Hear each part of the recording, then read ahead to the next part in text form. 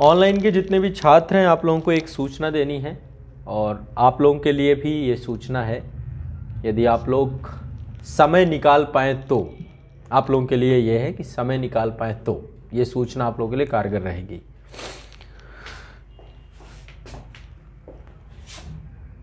आज़ाद UP PCS academy का हमारा application है।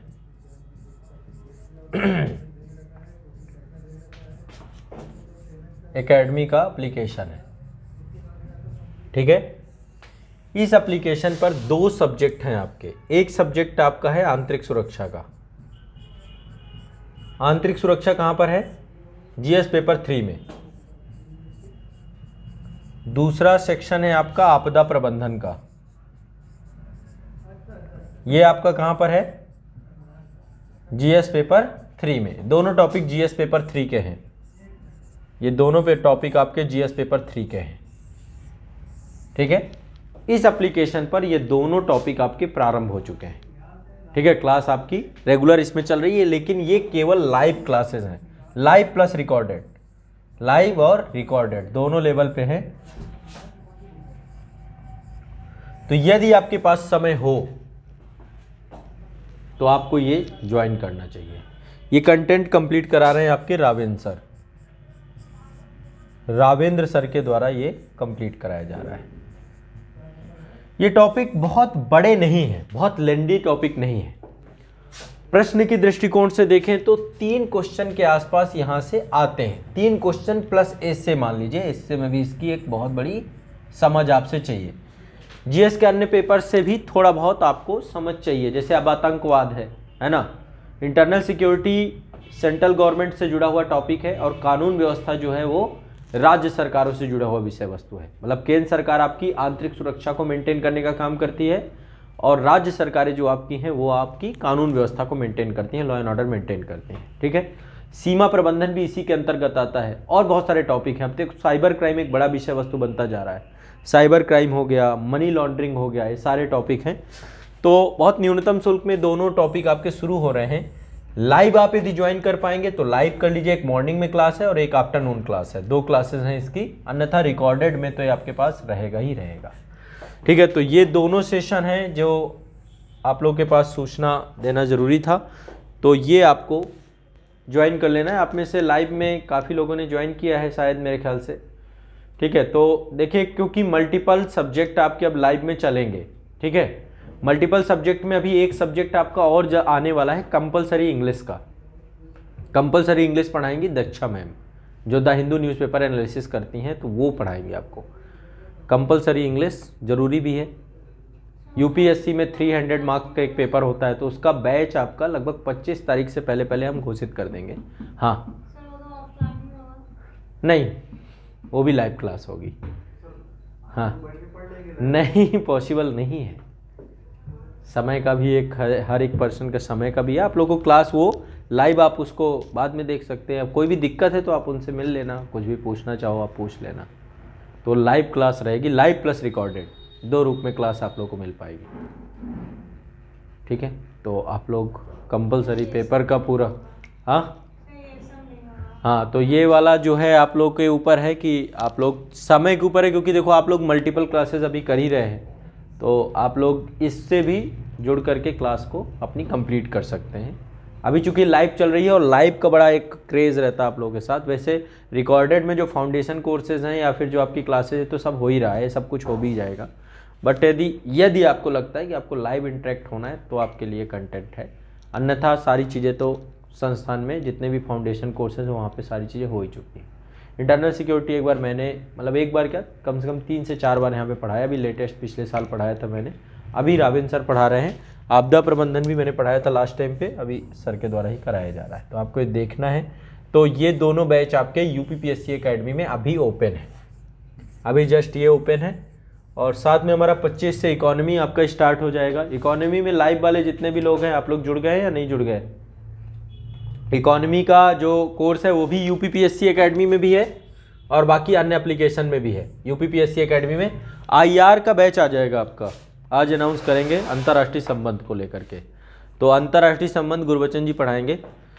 कल एक सेशन था हमारा यूपीएससी को लेकर के ही था कि किस तरीके से सिविल सेवा की प्रवृत्ति बदल रही है, तो वो सेशन आपको कंपलसरी देखना चाहिए।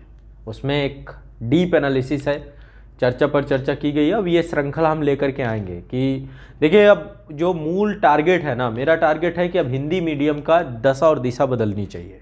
हम रिजल्ट कितने कन्वर्ट कर पाए, ये अब हमारी मेन, क्योंकि देखो हर बार, जैसे इस बार भी मैंने यूपीएससी का पेपर आया था और आप लोगों के सामने आकर के खड़े होकर के मैंने उस पेपर को एनालिसिस किया। मैंने तो आपको यही बताया कि पेपर औसत दर्जे में था, लेकिन कहाँ पे हर्डल्स हैं। जैसे एक हर्डल्स आपका सी सेट है, तो सी सेट में हम कंपलसरी, मतलब सी सेट को कई टुकड़ों में लेकर के चलेंगे। मैथ रीजनिंग की क्लास तो अभी आपकी हो गई, अभी ही हुई है सी सेट में। मैथ रीजनिंग का कंप्लीट बैच अभी ऐश्वर्य सर ने करवाया है, ठीक है।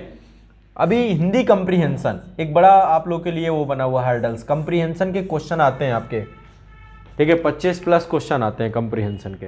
तो हिंदी कंप्रीहेंशन का भी बैच हम जनवरी में लॉन्च करेंगे। जनवरी में, मतलब अभी से शायद हो सकता है बैच आपको आ जाए, जनवरी में क्लासेस स्टार्ट कर दे हिंदी कंप्रीहेंशन की। तो कंप्रीहेंशन का टॉपिक हो गया। मैथ रीजनिंग का टॉपिक बिल्कुल अच्छे से सर ने करवाया ही करवाया है, ठीक है। तो अब आप लोगों की रिस्पॉन्सिबिलिटी रहेगी कि आप लोग किस तरीके से चीज़ों को कवर करते हैं। जो हर्डल्स हैं, जैसे कंपलसरी पेपर एक हर्डल्स है आपका, ठीक है, कंप्रीहेंशन अभी करवा देंगे। फिर एक हिंदी का भी वो है आपका, हिंदी का कंपलसरी पेपर है, तो हिंदी के कंपलसरी पेपर को भी करवा देंगे। उसमें भी ट्रांसलेशन वगैरह इंग्लिश के टॉपिक हैं कुछ, तो इंग्लिश का टॉपिक को तो कवर करेंगे ही। इसी में कंपलसरी पेपर, इंग्लिश कंपलसरी में हो जाएगा वो पूरा टॉपिक, और हिंदी में जो चीज़ें वैसी बचेंगी तो वो भी हम कवर करवा देंगे। तो एक हिंदी का कंपलसरी पेपर अलग से और एक इंग्लिश का, ये भी हो जाएगा आपका, ठीक है।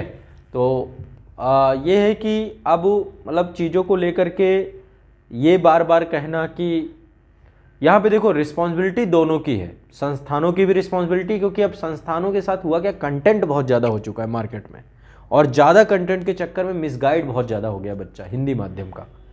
मुझे यही लगता है कि कंटेंट की इतनी ज़्यादा भरमार हो गई है ना, कि यदि आप ज़्यादा चुनेंगे तो फिर आप रह जाएंगे, आप कंप्लीट ही नहीं कर पाएंगे अपने पूरे पाठ्यक्रम को, ठीक है। कम पढ़ना है, अच्छा पढ़ना है। जैसे एक है ना, कम खाना है अच्छा खाना, वैसे पढ़ने में भी यही आपको सेलेक्टिव होना है कि कहाँ पे चीज़ें कंप्लीट हो रही हैं, पूरी हो रही हैं, कहाँ पे चीज़ें कुछ बच नहीं रही हैं, और संपूर्ण होकर के जाना है। मतलब पाठ्यक्रम में ये वो हेरा फेरी नहीं होनी चाहिए, ये पढ़ लूँ ये छोड़ दूँ, ये पढ़ लूँ ये छोड़ दूँ, ये हेरा फेरी नहीं चाहिए। ये हेरा फेरी पाठ्यक्रम में यदि करते हैं तो चीज़ें फिर बिगड़ती हैं। तो अभी जैसे आप लोगों का काम है कि अभी आप बिल्कुल दिमाग में सब कुछ हटा के रिलैक्सिंग मोड पे सिर्फ सिलेबस को अच्छे से कंप्लीट करने पे फोकस करना है। कुछ हम छोड़ेंगे नहीं, कोई भी चीज़ बचेगी नहीं आपकी, सब कुछ आपका होगा। हर सब्जेक्ट प्रॉपरली चल रहा है। जितने लोग हमारे साथ फाउंडेशन कोर्सेज में जुड़े हुए हैं, प्रीकम मेंस, मेंस ओनली, वो हम सतत अपडेट करते रहेंगे। बस आप अपना सिलेबस को टाइमली कंप्लीट करते रहिए। चेक करवाना है तो टाइम टू टाइम पे चेक करवाते रहिए, आते रहिए, ये आपकी जिम्मेदारी होनी चाहिए। और अब जो है प्रॉपर, मतलब मैं चाह रहा हूँ 2022 में एक बड़ी दिशा और दशा बदले हिंदी माध्यम के बच्चों की, क्योंकि कहीं ना कहीं पे 2-3 बैरियर हैं। एक बैरियर सी सेट है, बड़ा बैरियर। क्यों? मैं उन सभी बहुत सारे बच्चों को जानता हूं जिन्होंने जीएस में 100+ मतलब मार्क्स उनके बन रहे हैं, 100 से ज़्यादा नंबर बन रहे हैं। 92 कट ऑफ थी, 112-115 जीएस में नंबर लिए बैठे हैं, लेकिन उनका सिलेक्शन इसलिए नहीं हुआ क्योंकि वो 65 नंबर, 64 नंबर, 63 नंबर, वो 66 नंबर सी सेट में जाके नहीं पहुंच पा रहे।